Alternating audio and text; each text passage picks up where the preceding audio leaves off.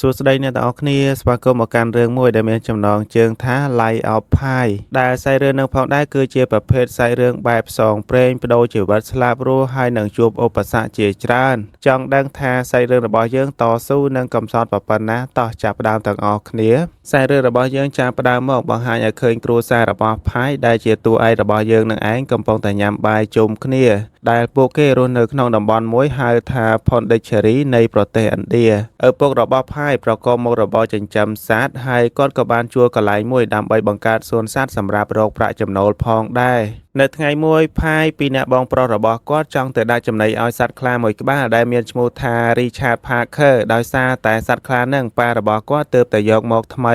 ចំណែកបងប្រុសរបស់ Pi នឹងគាត់ខ្លាចចឹងហើយគាត់អត់ហ៊ានដាក់ចំណីឲ្យទេហើយគាត់ក៏បានខាត់ទៅលើ Pi ផងដែរប៉ុន្តែ Pi ជជែកនៅតែចង់ដាក់ចំណីឲ្យដដែលការដាក់ចំណីរបស់ Pi នឹងបើសិនជាដាក់ដាច់ដោយឡែកឲ្យឆ្ងាយបន្តិចឬក៏បោះទៅវាមិនអីទេប៉ុន្តែអានេះហុចទៅទាំងដៃតែម្ដងបើសិនជាខ្លានឹងខាំដាច់ដៃគឺអំបិលតែម្ដងនៅពេលនឹងផងដែរឪពុករបស់គាត់ក៏បានមកដល់ហើយក៏បានស្ដីបន្ទោសថាឲ្យទៅលើ Pi ផងដែរដោយសារតែទង្វើអត់មានដឹងអីសោះអញ្ចឹងតែ Pi គាត់និយាយថាគាត់គ្រាន់តែចង់បង្កើតភាពស្និទ្ធស្នាលជាមួយសត្វអីអញ្ចឹងណាហើយឪពុករបស់គាត់ក៏បានប្រាប់ថាពួកវាគឺជាសត្វកាយសាហាវមិនមែនជាមិត្តភក្តិយល់ចិត្តថ្លើមអីជាមួយមនុស្សទេបន្ទាប់មកគាត់ក៏យកសត្វពពែមួយក្បាលដាក់ចំណីឲ្យមើលតែម្ដងហើយអាខ្លាហ្នឹងក៏ខាំហែកស៊ីពពែហ្នឹងយ៉ាងសាហាវព្រៃផ្សៃទៅជាច្រើនឆ្នាំក្រោយមក Pi របស់យើងហ្នឹងគឺថាធំពេញកំឡោះហើយទម្លាប់របស់គាត់ឲ្យទៅពេលទំនេរចូលចិត្តអានសៀវភៅនៅក្រោមស្ពានមួយកន្លែងម៉ោងក្រៅពីហ្នឹង Pi ក៏ទៅរៀនភ្លេងផងដែរក៏រៀនដំស្គរនៅក្នុងសាលាមួយហើយនៅហ្នឹងមានទាំងរៀនភ្លេងមានទាំងរៀនរាំ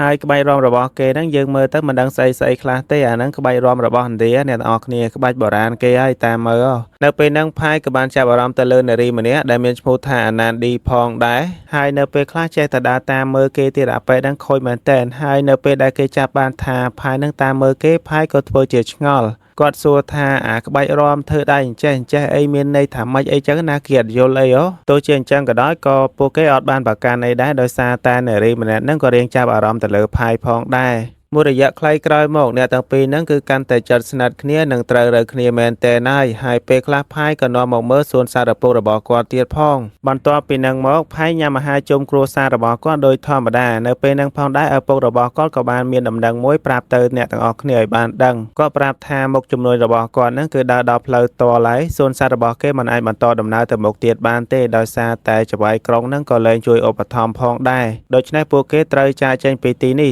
ទៅរស់នៅប្រទេសកាណាដាវិញម្ដងហើយមុនពេលទៅកាណាដាគាត់ត្រូវតែលក់សត្វរបស់គាត់ទាំងអស់នឹងចេញសិនដោយការលក់នឹងគឺលក់នៅអាមេរិកខាងជើងដោយធ្វើដំណើរទៅតាមកប៉ាល់នាវាធំអីចឹងណានៅពេលហ្នឹង Pi ក៏បានតវ៉ាជាមួយនឹងពួកគាត់ផងដែរព្រោះតែគាត់អត់ចាកចេញពីប្រទេសឥណ្ឌាហ្នឹងទេប៉ុន្តែយ៉ាងណាក៏ត្រូវតែទៅដែរព្រោះអានេះគឺជាការសម្រេចចិត្តរបស់គ្រួសារទាំងមូលតែម្ដងបន្ទាប់មក Pi របស់យើងក៏នាំសង្សាររបស់គាត់មកអង្គុយលេងក្រោមស្ពានហើយក៏បាននិយាយរឿងរ៉ាវទាំងអស់ធ្វើការលាគ្នាតាំងពីពេលហ្នឹងផងដែរហើយពួកគេក៏ត្រូវបែកគ្នាចាប់ពីពេលនេះទៅសម្រាប់ Pi ផ្ទាល់គាត់ក៏សន្យាថានឹងត្រឡប់មកវិញផងដែរតែយ៉ាងណាគាត់អត់ច្បាស់ 100% ទេមិនដឹងថាពួកគេទាំងពីរនាក់ហ្នឹងបានជួបគ្នាទៀតឬក៏អត់បន្ទាប់ពីហ្នឹងមកគ្រួសាររបស់ Pi ហ្នឹងបានជិះកប៉ាល់ដ៏ធំមួយដើម្បីធ្វើដំណើរទៅអាមេរិកខាងជើង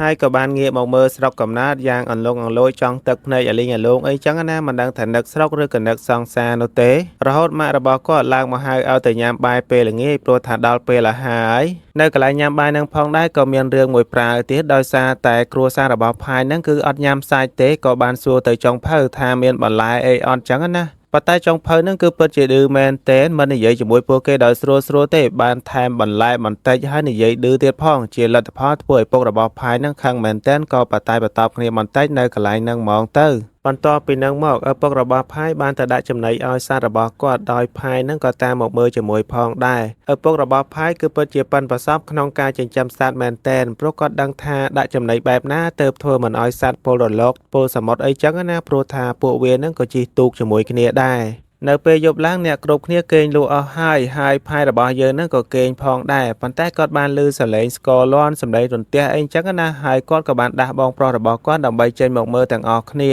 ប៉ុន្តែដោយសារតែដាស់អត់ក្រោក Pi ក៏បានសម្រេចចិត្តចេញមកមើលតែម្នាក់ឯងហ្មងទៅហើយពេលមកដល់ក្រៅហ្នឹងស្ថានភាពកំពុងតែភ្លៀងនិងបក់បោកសមុទ្រខ្លាំងមែនទែន ដំបងឡាយផាយអត់បញ្ហាអីទេគាត់ថែមទាំងសប្បាយអនឹងរំច្រៀងលើទូកនឹងលេងទៀតផងប៉ុន្តែបន្តិចក្រោយមកស្ថានភាពរលកនឹងកាន់តែខ្លាំងឡើងហើយអ្នកដែលនៅខាងមុខមួយចំនួននឹងក៏បានធ្លាក់ចូលសមុទ្រអស់ទៀតផងដោយឃើញស្ថានភាពអត់ស្រួលអញ្ចឹងក៏ខំរត់ទៅក្នុងវិញដើម្បីរកគ្រួសាររបស់គាត់ប៉ុន្តែនៅខាងក្នុងនឹងគឺបានលិចទឹកអស់បាត់ទៅហើយសិតតែសត្វឪពុករបស់គាត់នឹងគឺថាហែលពេញនឹងតែម្ដងហើយខំព្យាយាមរកគ្រួសាររបស់គាត់ដែរប៉ុន្តែរកយ៉ាងណាក៏រកអត់ឃើញដែរហើយអ្នកនៅនឹងក៏បាននាំគ្នាទម្លាក់កូនទូកតូចៗដើម្បីចម្លៀសខ្លួនចេញហើយក៏ចាប់ផាយរបស់យើងនឹងឲ្យទៅជិះទូកតូចៗនឹងផងដែរប៉ុន្តែចៃដន្យអីនៅពេលហ្នឹងទូករបស់ផាយនឹងស្រាប់តែដាច់ខ្សែហើយក៏បានធ្លាក់ទៅខាងក្រោមរំពេញនឹងផងដែរអាកប៉ាល់ដ៏ធំមួយនឹងគឺបានលិចទៅខាងក្រោមទាំងអស់ផាយរបស់យើងរន្ធត់ចិត្តខ្លាំងមែនទែនព្រោះថារឿងនឹងវាកើតឡើងលឿនពេកត្រឹមតែមួយប្រព្រឹត្តភ្នែកសោះអ្វីគឺប្រែប្រួលអស់លលេងហើយមើលទៅគ្រួសាររបស់គាត់និងអ្នកដទៃទៀតគឺគ្មានសង្ឃឹមរស់ទេគឺបាត់សូន្យឈឹងក្នុងមហាសមុទ្រនឹងតែម្ដងលុះព្រឹកឡើងស្ថានភាពនៅសល់តែទូករបស់គាត់មួយគត់ដែលរលកបោកពេញនឹងហើយអ្វីគឺស្ងាត់អស់ឈឹងបាត់អស់រលេងបាត់ទៅហើយផាយរបស់យើងនៅសល់តែ2អ្នកសេះបង្កងបន្ទាប់មកដោយសារតែទឹកចូលក្នុងទូកច្រើនពេកគាត់ក៏ខំស្ដារទឹកចេញអីចឹងណាប៉ុន្តែនៅពេលហ្នឹងឆ្កែចចកមួយក៏បានចេញមកដោយសារតែឆ្កែចចកព្យាយាមដេញខាមគាត់ផាយក៏ទៅនៅនឹងក្បាលទូកសិនហើយពេលហ្នឹងផងដែរក៏ស្រាប់តែមានស្វាមួយទៀតជិះជែកមកក្បែរនឹងផងដែរហើយផាយក៏បានជួយទៅលើស្វានឹងដូចគ្នាលុះយប់ឡើងដោយសារតែឆ្កែចចកនឹងវាឃ្លានហើយវាក៏បានចេញអอกឡុកទៀតដែរដេញខាំផាយដោយសារតែខាំអត់បានក៏ងាកទៅខាំសេះបង្កងវិញធ្វើឲ្យសេះបង្កងមួយហ្នឹងស្លាប់បាត់ផាយរបស់យើងក៏មិនអាចជួយអ្វីបានដែរដោយសារតែខ្លាចដែរហើយក៏បានតែដេកនៅក្បាលទូកបានលុះព្រឹកឡើងក៏បានភ្ញាក់ដឹងខ្លួនដោយសារតែដេកនឹងធ្លាក់ចូលទឹកអីចឹងណាបន្ទាប់មកផាយក៏បានឆែកមើលទូកមានរបស់ប្រើប្រាស់និងរបស់ញ៉ាំមួយចំនួនផងដែរបន្ទាប់មកគាត់ក៏ចងអាវពងដើម្បីបដែតទឹកហើយដោយសារតែគាត់ចង់នៅផ្សេងដាច់ដライអីចឹងណាខ្លាចអាចឆ្កែចចកហ្នឹងបន្ទាប់មកឆ្កែចចកហ្នឹងគឺវាអុកឡុកទៀតដែរសេះបង្កងមួយហ្នឹងគឺវាអត់ស៊ីទេដេញខាំស្វានឹងតន់តែស្លាប់មួយទៀតគួរឲ្យអាណិតគ្នាមែនទែននៅពេលហ្នឹងក៏មានខ្លាមួយក្បាលទៀតចេញមកហក់ទៅខាំឆ្កែចចកហ្នឹងងាប់មួយទៀតបាត់ទៅដែលខ្លាមួយហ្នឹងផងដែរមានឈ្មោះថា Richard Parker តាំងពីដើមសាច់រឿងអត់ដឹងថាមកនៅហ្នឹងតាំងពីពេលណាទេបន្ទាប់មកផាយក៏បានបដែតទឹកនៅផ្សេងមិនហ៊ាននៅជាមួយមុនត្រឹមឆ្កែចចកឥឡូវនេះខ្លាប៉ុណ្ណាណីផាយបាននៅលើអាពងតូចមួយនឹងមកយប់ទល់ភ្លឺបន្ទាប់មកក៏ទៅរកអីញ៉ាំនៅលើទូកនឹងបន្តិចហើយក៏រៀបចំរបស់របរមួយចំនួនដើម្បីត្រងទឹកភ្លៀងទុកផឹកផងដែរស្ថានភាពរបស់គាត់ពីមួយថ្ងៃទៅមួយថ្ងៃពីមួយយប់ទៅមួយយប់គឺកាន់តែយ៉ាប់ទ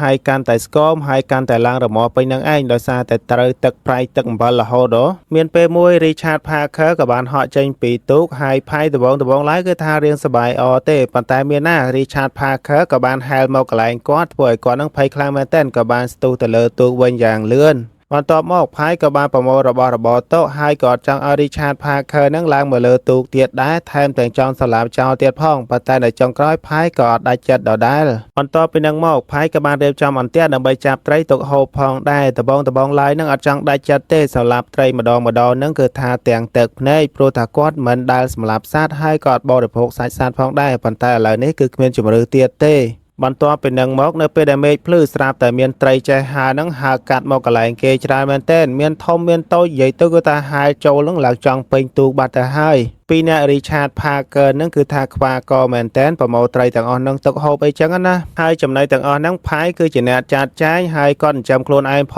ងចាំឲ្យទៅ Richard Parker ផងប៉ុន្តែទោះជាយ៉ាងណាអ្នកទាំងពីរហ្នឹងគឺកាន់តែស្គមទៅហើយមួយរយៈខ្លីក្រោយមកផាយរបស់យើងនឹងនៅតែបន្តនៅខាងក្រោមដដែលដោយចងអីវ៉ាន់តំណប់តំណែងពេញនឹងឯងប្រដាប់ត្រង់ទឹកភ្លៀងផងប្រដាប់ចាប់ត្រីផងនិយាយទៅគឺថាញ៉ៃញ៉ៃពេញនឹងឯងពេលខ្លះក៏អង្គុយដំស្គរលេងដើម្បីបំបត្តិអបសុកអីចឹងទៅហើយពេលនឹងផងដែរគាត់ស្រាប់តែឃើញកប៉ាល់ដ៏ធំមួយប្រហែលជាកប៉ាល់បូមប្រេងទេមិនដឹងឃើញហើយគឺពិតជាសប្បាយចិត្តខ្លាំងមែនទែនក៏បានយកកាំភ្លើង flare ហ្នឹងបាញ់ដើម្បីឲ្យមានសញ្ញាមានពលឺអីចឹងណាប៉ុន្តែចៃដន្យអីវាពេលថ្ងៃវាអត់សូវភ្លឺខ្លាំងទេហើយអ្នកទាំងអស់ហ្នឹងក៏អត់បានឃើញផាយផងដែរហើយទីបំផុតពួកគេក៏ចេញទៅបានក្តីសង្ឃឹមមានត្រឹមតែមួយផ្លែហ្នឹងក៏បានអាលាយទៅវិញដដែលគួរឲ្យសោកស្ដាយខ្លាំងមែនទែននៅយប់នឹងផងដែរស្រាប់តែមានភ្លៀងដ៏ខ្លាំងមួយហើយក៏មានព្យុះដ៏ខ្លាំងផងដែរប៉ុន្តែផាយរបស់យើងដូចជាមានខ្លាចអីតទៅសោះគាត់នៅឡើងចង់ស៊ាំហើយនឹងឡើងលែងខ្លាចហើយ Richard Parker វិញក៏នៅជាមួយគ្នាផងដែរអត់មានពេលខាំអីទៀតទេមានពេលណាខាំមានកម្លាំងណាខាំបើស្គមប៉ោចហើយនឹងហើយទឹកបក់បោកគ្នាពេញនឹងឯងមើលទៅគួរអាណិតគ្នាខ្លាំងមែនទែនលុះព្រឹកឡើងមើលទៅដេកច្បាប់ដូចជាគ្មានកម្លាំងអីបន្តិចតតែសោះហើយផាយរបស់យើងក៏បានយកទឹកសាបទៅឲ្យផឹកផងដែរមិនត្រឹមតែប៉ុណ្ណឹងទេផាយ ក៏បានយក Richard Parker នឹងដាក់ឲ្យដេកនៅលើផ្លូវរបស់គាត់ដោយសារតែ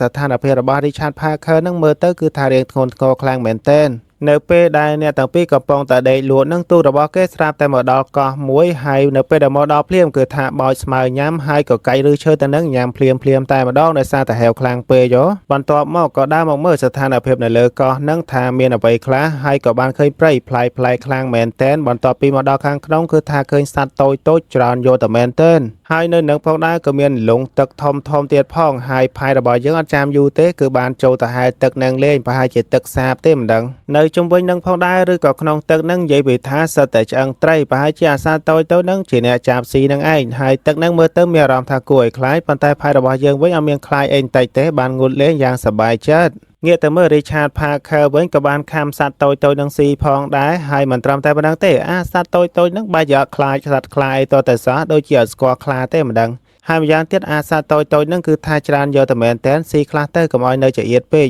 នៅយប់នឹងផងដែរផាយក៏បានរៀបចំកន្លែងដេកនៅលើដើមឈើម្ដងនេះគឺថាដេកលើដើមឈើម្ដងហើយព្រោះថាដេកលើទូករាប់សិបយប់មកហើយពេលនឹងផងដែរសត្វតូចនឹងក៏បានឡើងមកលើដើមឈើដូចគ្នាប្រហែលជាធម្មតាវាដេកនៅលើតែដើមឈើនឹងឯងលុះយប់ឡើងស្ថានភាពនៅនឹងមិនជាងងឹតទេអ្វីគឺភ្លឺចចាចដូចជាមានអំពូលអញ្ចឹងហើយស្ថានភាពនៅកន្លែងនឹងភាគច្រើនគឺសិតតែមានពន្លឺចំណែក Richard Parker របស់យើងឯនោះវិញគឺបានទៅដេកនៅលើទូកបាទមួយរយៈខ្លីក្រោយមកផាយក៏បានរៀបចំទូកដើម្បីបដែតទូកតដំណើរទៅមុខទៀតហើយក៏បានរៀបចំរបស់ញ៉ាំមួយចំនួនផងដែរការធ្វើដំណើរតទៅមុខរបស់គាត់ក៏បានទៅ Richard Parker ចោលដែរព្រោះថាទុកនៅនឹងមិនជាជំរឿល្អទេក៏បានហៅវាឲ្យជិះទូកដើម្បីបដែតទូកតទៅមុខទៀតមួយរយៈខ្លីក្រោយមកអ្នកទាំងពីរអត់បានជួបឧបសគ្គអីច្រើនដូចមុនទេហើយទីបំផុតពួកគេក៏បានមកដល់ច្រាំងផងដែរគ្រាន់តែដល់លើគោកភ្លាមក៏បានដួលខ្ពាកប៊ីតែនឹងសន្លប់បាត់ទៅហើយចំណែក Richard Parker របស់យើងវិញក៏បានហក់ចុះពីទូកធ្វើដំណើរចូលទៅព្រៃដោយអត់មានងាកក្រោយសំបីតែបន្តិច